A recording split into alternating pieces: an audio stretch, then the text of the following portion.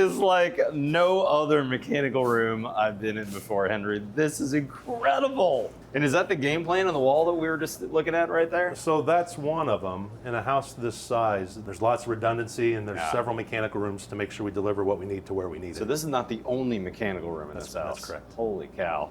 How do we start? Walk me through. What do we got here? Okay, so the heart of the system is it's a geo heat pump, but it's a 4-pipe system. So I'm simultaneously able to make hot water and cold water, and throughout any time of the year I can be delivering air conditioning, which is cool air, but I could also be delivering warm floors. At the same time? At the same time. I can be preheating their domestic water. I could heat towel bars, and in the middle of the summer, people have air conditioning on, but they still want warm towels. So we're running heat and cooling all the time. So 4-pipe system, I think of commercial, and correct me if I'm wrong, but 2 of those pipes are hot pipes, 2 of those pipes are cold pipes. That's correct. And so I've got a cold supply, cold return, hot supply, hot return, and you've got a bunch of geothermal loops in the yard those are connected to? That's correct. So we've got about 40 wells, and the way it's set up, our heat pump system, it's always told, hey, I want you to make hot. And the hot water is always going to here. Okay. But if air conditioning, if the cold side calls, that's priority. So it switches over and it goes to the cold side, and we divide them up. That way I don't have to, if I was just using this tank, I'd have to get all the heat out of it and then make it cold, and that would be very inefficient. Right. So we keep hot and cold separate, and then when the cold is calling, I back this up so I can be cooling but also do heating off of a backup boiler. Fabulous. And the 4 pipes are right here.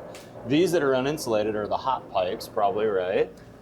Coming in, and then these are the cold. I'm seeing chilled supply, and these are all fully insulated so they wouldn't sweat. Yes, so this is switching back and forth. This is where it all comes together, and essentially this would be a 2-pipe because it's hot or cold. Gotcha. And then I switch to cold or I switch to hot, and that's where the 4-pipe actually starts out of these. Wow, that's wild. Pretty neat. Thank you. It's very efficient and it's really easy to control. It's very binary. And this is just heating and cooling though, right? We have a whole separate system for domestic hot water. That's correct. That's correct. Okay, pretty cool. And both of these guys are, no, this is a separate hot tank as well over here. I'm seeing, you labeled everything beautifully, by the way. Thank you. Well, and like I said, there's a lot of redundancy. Each one of these is 10 tons, but it's a 40-ton system. So 10 tons is here, and I've got 2 tanks for this 10 tons. But if you look over here, got another. That's 10 more tons, and I've got a hot and cold tank for these 10 tons. So there's 20 tons in this room. Oh my gosh, wow, 20 tons in this one room. And then we have another room with the same thing. Oh my God. So 40 tons total, set up in 10-ton segments. That way we have a lot of redundancy.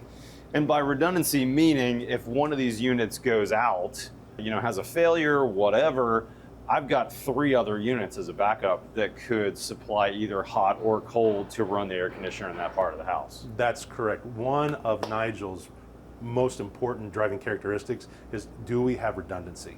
Because there can never be a time when something fails and it's not backed up by something else. Love it. It's a really smart way to build. That's a really smart way to build.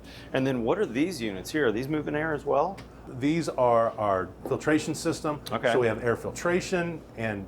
Oh, I guess that's right. With a chilled water system, there's not filtration per se, or a heated floor system, there's not filtration. So this is doing your filtration for you. Well, on the air side, that's correct. Yeah. Because we want to move the air all the time. And in post-COVID world we live in, keeping the air really clean is really important. Yeah. So we're always moving the air, we're always cleaning the air. We're also always humidifying or dehumidifying based on the season. It's a very holistic approach to comfort.